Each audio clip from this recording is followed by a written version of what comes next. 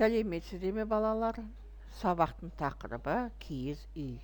Тема урока юрта. Бірінші тапсырма. Тыңда, қайтала. Первое задание. Послушай, повтори. Мынау не? Что это? Бұл киіз үй. Это юрта. Екінші тапсырма. Сұраққа жауап бер. Второе задание. Ответь на вопрос.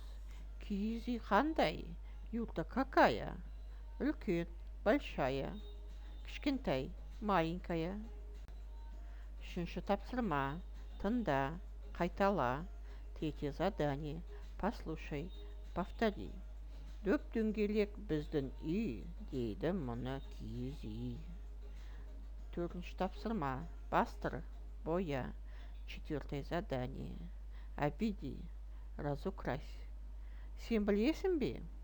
Киіз үй көшпенділерінің негізгі баспанасы болған.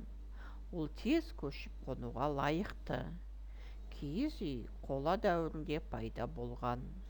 Біздің заманымыздан бұрынғы 3000 жыл. Бесінші тапсырма. Тыңда, қайтала.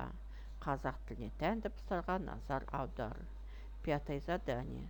Послушай, повтори. Обрати внимание на звуки казахского алфавита. Балалар, деп алайық. Қолды белге қояйық. Басты оңға бұрайық.